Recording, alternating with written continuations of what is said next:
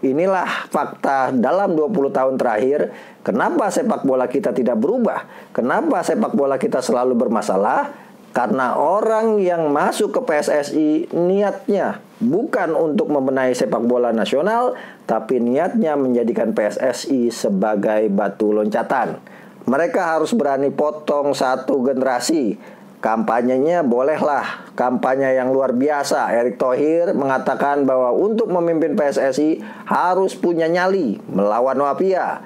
Lanyala Mataliti bahkan lebih tegas menyatakan siap memberantas mafia. Sementara mafia-mafianya justru ada sekitaran mereka. Ada 3 mantan pemain nasional. Bambang Pamungkas, Ponario Astaman yang dicalonkan sebagai Wakil Ketua Umum PSSI, dan juga Kurniawan Dwi Yulianto yang dicalonkan sebagai anggota Komite Eksekutif PSSI. Selebihnya mereka adalah praktisi, politisi, dan orang yang sedang mencari batu loncatan lewat sepak bola. Baik Lanyala maupun Erick Thohir harus membuat fakta integritas bahwa mereka akan memimpin PSSI sampai selesai dari 2023 sampai 2027 dan tidak punya ambisi atau hasrat untuk maju kontestasi Pilpres 2024.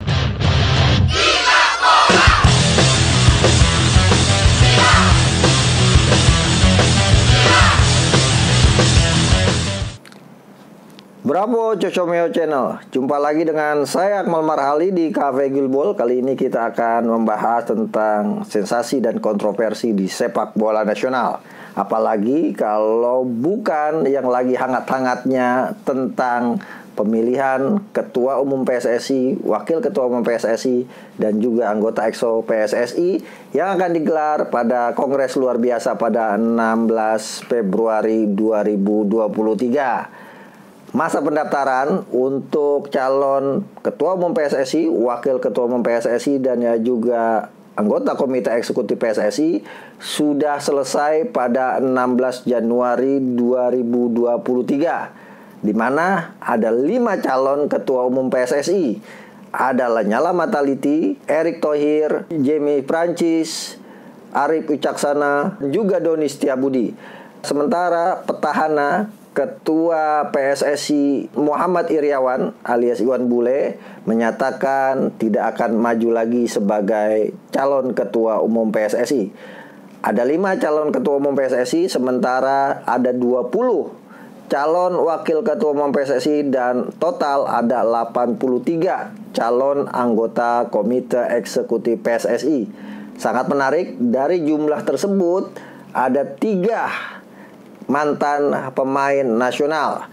Bambang Pamungkas, Ponario Astaman yang dicalonkan sebagai Wakil Ketua Umum PSSI, dan juga Kurniawan Dwi Yulianto yang dicalonkan sebagai anggota Komite Eksekutif PSSI.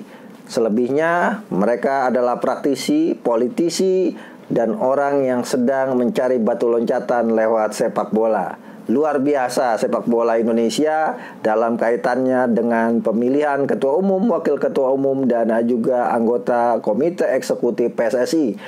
Bisa disimpulkan secara garis besar bahwa pertarungan untuk mengisi jabatan Ketua Umum PSSI akan seperti El Clasico, di mana pertarungannya paling kuat akan terjadi antara Erick Thohir dan juga Lanyala Mataliti. Dua-duanya orang kuat secara power, punya kekuatan, secara finansial juga punya kekuatan, bahkan juga kuat secara kekuasaan. Tapi apakah keduanya mampu untuk memimpin PSSI? Ini pertanyaan banyak orang yang harus diberikan jawaban. Ilustrasinya seperti ini. Erick Thohir dan Lanyala Mataliti secara personal punya kemampuan untuk memimpin PSSI. Tapi fakta di lapangan, Ketua Umum PSSI terakhir dua-duanya Jenderal Bintang 3. Letjen Purnawirawan Edi Rahmayadi dan Komjen Purnawirawan Muhammad Iryawan.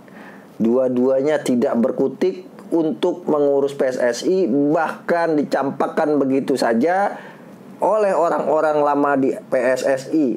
Nah, kemungkinan itu juga bisa terjadi kepada Erick Thohir. Bahkan Lanyala sudah mengalaminya pada 2015 ketika ada kasus ditendang begitu saja. Kemudian mereka yang ada di belakang Lanyala kemudian pindah perahu ke Pak Edi Rahmayadi. Pengalaman yang tentunya sangat berharga buat Lanyala Mataliti. Nah, ini yang menarik. Dua sosok calon ketua umum yang menyita perhatian karena dua-duanya merupakan pejabat negara. Erick Thohir adalah Menteri BUMN, sementara Lanyala Mataliti adalah Ketua Dewan Perwakilan Daerah RI 7. Nah, yang paling menarik tentu di antara keduanya adalah apakah keduanya mampu untuk membangun PSSI yang sudah porak-poranda ini menjadi istana yang megah. Pilihannya tentu kalau kemudian mereka kembali menggandeng tokoh-tokoh lama yang selama ini bermasalah di PSSI, maka tidak akan pernah ada harapan sepak bola akan berubah. Mereka harus berani potong satu generasi. Kampanyenya bolehlah kampanye yang luar biasa. Erick Thohir mengatakan bahwa untuk memimpin PSSI harus punya nyali melawan mafia. Lanyala Mataliti bahkan lebih tegas menyatakan siap memberantas mafia. Sementara mafia-mafianya justru ada sekitaran mereka. Ini yang pertama. Yang kedua, untuk punya nyali maka harus dibuktikan. Maka Lanyala maupun Erick Thohir harus menggambarkan bagaimana komposisi EXO yang akan mendampinginya dalam memimpin PSSI sampai 2027. Misal, siapa wakil ketua umumnya untuk Erick Thohir, siapa juga dua wakil ketua umum untuk Lanyala Mataliti, serta 12 anggota EXO Lanyala Mataliti dan 12 EXO dari Erick Thohir. Sebagai contoh misalnya, Erick Thohir kemungkinan mengisi dua komposisi wakil ketua umum dengan Zainuddin Amali dan Ratu Tisa. Sementara bagi Lanyala Mataliti kemungkinan wakil ketua umum diisi oleh Ahmad Riyad dan Gede Widiade. Nah, bagaimana dengan komposisi 12 EXO-nya? Ini yang menjadi menarik.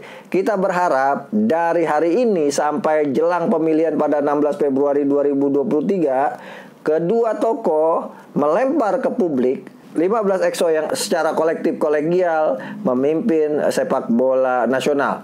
Yang kedua, baik Erick Thohir maupun Lanyala Mataliti harus melakukan komitmen membuat fakta integritas bahwa keduanya memang benar-benar bertujuan untuk membenahi sepak bola Indonesia.